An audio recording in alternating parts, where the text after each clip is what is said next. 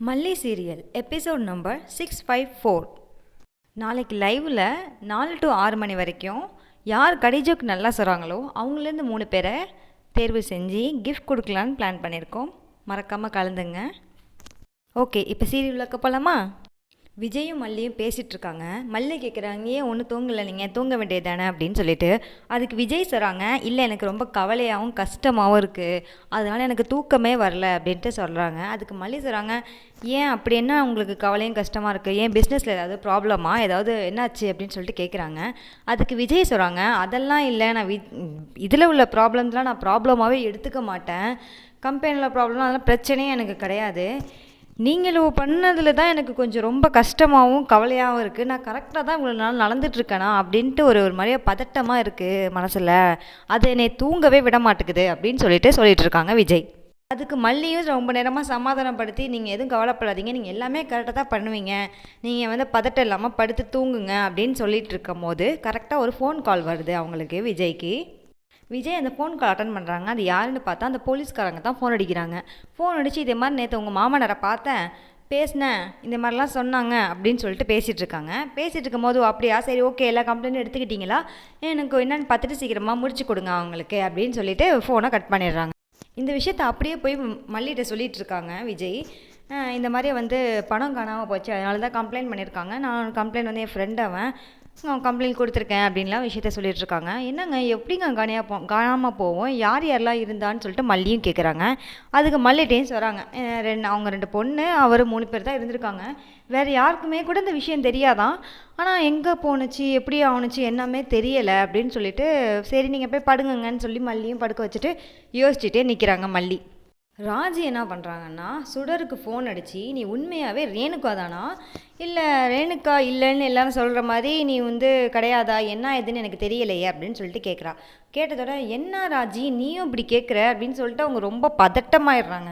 ஆனதுக்கப்புறம், யார் உன் பக்கத்தில் இருக்கா அப்படின்னு கேட்குறாங்க. அப்போ அவள் சொல்கிறா, இதே மாதிரி நிஷா தான் இருக்கா, சரி ஸ்பீக்கரில் போரு, நல்லதாக போச்சு அவள் இருக்கிறதும் அப்படின்னு சொல்லிட்டு திருப்பி அவள் கேட்டுக்கிட்டே இருக்கா.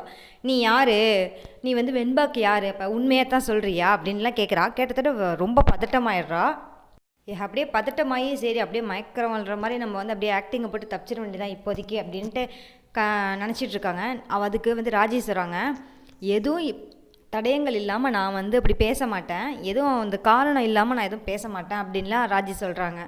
சுடர் நினைக்கிறாங்க, ஆஹா ஏதோ இவள் கண்டுபிடிச்சிட்டா போல், அதனால தான் அவள் இப்படிலாம் பேசிகிட்டு இருக்கா, என்னான்னு தெரிலையே, ரகு கிட்டேருந்து ஏதாவது கண்டுபிடிச்சிட்டாலோ அப்படின்னு பயந்துக்கிட்டே இருக்கும் போது நிஷா அதை ஃபோனை பிடுங்கி, என்ன ராஜி நீயும் இப்படி பேசிகிட்டு இருக்க, மல்லி கூட நீனும் கூட்டணியே ஆயிட்டியா, என்ன ஆச்சு உனக்கும், ஏன் இதே கேள்வி அக்காட்ட கேட்டு என் அக்காவை அப்படி கொல்லுறீங்க அப்படின்னு சொல்லிட்டு நிஷா கேட்டுட்ருக்காங்க.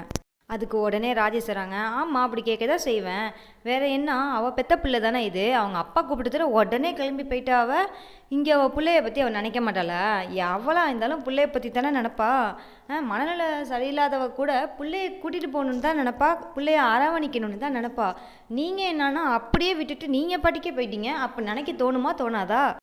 இங்கே அந்த வெண்பா கரெக்டாக அந்த கொஷினை கேட்குறா, என் அம்மா தானம்மா அவங்க, எங்கள் அம்மாவாக இருந்தால் என்னை கூட்டிகிட்டு போயிருக்கணும்ல அப்படின்னு சொல்லிட்டு நிஷா கேட்குறா. சாரி வெண்பா கேட்குறா அப்படின்ட்டு ராஜிட்ட ராஜி நிஷாட்ட சொல்கிறாங்க. உடனே அதுக்கு சுடர் அப்படியே ரிலாக்ஸ் ஆகிட்டாங்க.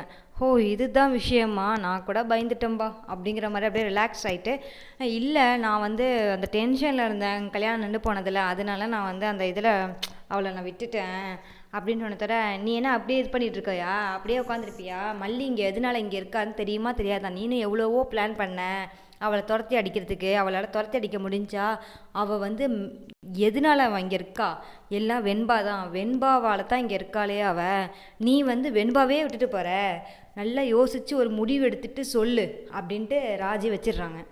உடனே கதிரேசன் கூட சுடர் வீட்டுக்கு வந்துடுறாங்க.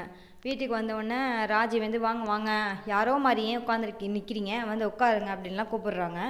அப்புறம் விஜய், மல்லி, வெண்பா எல்லோரும் உட்காந்து பேசிகிட்டு இருக்காங்க. இதே மாதிரி என்னாச்சு நல்லா இருக்கியா அப்படிலாம் சும்மா பேசிவிட்டு, இல்லை நான் என் பொண்ணை கூட்டிகிட்டு போகிறதுக்காண்டி தான் வந்திருக்கேன் அப்படின்னு சொன்னதோட விஜய் அப்படியே ஷாக் ஆகிட்டாரு. டென்ஷனாகவும் ஆகி, என்ன சொல்கிற, பொண்ணை கூட்டிகிட்டு போறியா, நீனே சும்மா அங்கே தான் சும்மா கொஞ்சம் நாளைக்கு போயிட்டு வரப்போகிற, அதுக்கே என் பொண்ணை வேற கூட்டிகிட்டு போகணுன்னு சொல்கிற, அவளையெல்லாம் நான் அனுப்பி வைக்க மாட்டேன், நீ வேணா வந்து இங்கே வந்து பார்த்துட்டு வேணா போ, நான் அவளை அனுப்பி வைக்க மாட்டேன்னு சொல்கிறாங்க. அதுக்கு சுடர் வந்து இவ ஏன் பொண்ணு தானே, எனக்கு உரிமை இல்லையா, நான் இவ்வளோ வச்சு தான் நான் கிளியர் ஆகணும், நான் வந்து என் மைண்ட் அப்போ தான் கொஞ்சம் ரிலாக்ஸ் ஆகும், எனக்கு மூளையே ஒழுங்காகும் அப்படின்லாம் சொல்கிறாங்க.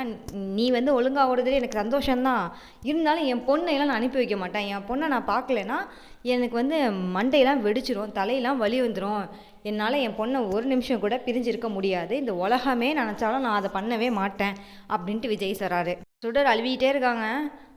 விஜய் சொல்லிட்டாங்க, நீங்கள் என்ன பண்ணாலும் சரி நான் வந்து என் பொண்ணை அனுப்பி வைக்க மாட்டேன், வேணா நீ எப்போ உனக்கு தேடுதோ வந்து வேணா நீ பார்த்துட்டு போ, அதை விட்டுட்டு நான் வந்து எதுவும் அனுப்பி வைக்க மாட்டேன் அப்படின்னு சொல்லிட்டு இருக்காரு. அப்போ வந்து கதிரேசன் சொல்கிறாங்க, சரி ஏன் இப்படிலாம் பேசிக்கிட்டு நம்ம ஒரு முடிவு எடுக்கலாம் அப்படின்னு சொல்லும் போது ராஜி அங்கே வந்துட்டு, என்னப்பா அவள் பிள்ளைய அவளுக்கு அனுப்பி வைக்க மாட்டேன்னு சொன்னால் இதில் என்ன இது இருக்குது, எனக்கு ஒன்றும் புரியலையே அப்படின்ட்டு ராஜி வந்து அழகாக கோல் அடிச்சிட்ருக்காங்க. இதுதான் சாக்குன்ட்டு என்ன சொன்னாங்கன்னா, வாங்க போலீஸில் போயிடலாம் நம்ம, நீங்கள் வந்து இப்போ கோர்ட்டுக்கு அங்கெல்லாம் போனீங்கன்னா பொம்பளை பிள்ளை பாய்வ யார்கிட்ட இருக்கணுன்ட்டு கோர்ட்டு என்ன முடிவு பண்ணணுன்னு தெரியுமில்ல உனக்கு அப்படின்லாம் கேட்குறாங்க. உடனே விஜய் டென்ஷன் ஆகி, இங்கே பாரு, இங்கே ஒன்றும் டைவர்ஸ் கேஸ்லாம் நடக்கலை சரியா, நீ வந்து கோர்ட்டு கேஸ்லாம் இழுத்துட்டு போகிறதுக்கு நீ பேசாமல் கொஞ்சம் இருக்கிறியா அப்படின்ட்டு சொல்லும் போது ராஜி வந்து உடனே மல்லிட்டு திரும்புகிறாங்க. ஏன் நீ வாயை பொத்திட்டு இருக்க, ஏதோ ஓம் பிள்ளை மாதிரி அனுப்பிவிட வேண்டியது தானே அப்படின்னு சொல்லும் போது, நீங்கள் வந்து எங்கள் குடும்பத்தில் வந்து உழுவாதீங்க அப்படின்னு சொல்லிட்டு மல்லியும் கத்துறாங்க. சொல்கிறாங்க, எதுக்குமா வீண் வேஸ்ட்டாக போலீஸு கேஸு அதெல்லாம் வேணாம்மா, நம்ம குடும்ப விஷயத்தில் பிள்ளைகிட்டே நம்ம கேட்டுருவோம், நீ அம்மாட்ட இருக்க போறியா இல்லை அப்பாட்ட இருக்க போறியா அப்படின்னு சொல்லிட்டு கேட்குறாங்க. எனக்கு தெரிஞ்சு பாப்பா வந்து கண்டிப்பாக அம்மாட்ட இருக்க போகிறேன்னு சொல்லுன்னு நினைக்கிறேன். ஏன்னா அவங்கள்ட்ட ஃபேஸ் ரியாக்ஷன் ஏதோ ஒரு மாதிரியாக சரியில்லாத மாதிரி இருக்குது. ஏன்னா அந்த பொண்ணு ஏதோ கண்டுபிடிக்கிறதுக்கு ட்ரை பண்ணுது அப்படின்னு நினைக்கிறேன். நாளைக்கு வரக்கூடிய எபிசோட தெரிஞ்சுக்கிறதுக்கு மறக்காமல் இந்த சேனலை சப்ஸ்கிரைப் பண்ணிடுங்க, ஷேர் பண்ணுங்கள் அண்ட் லைக் பண்ணுங்கள்.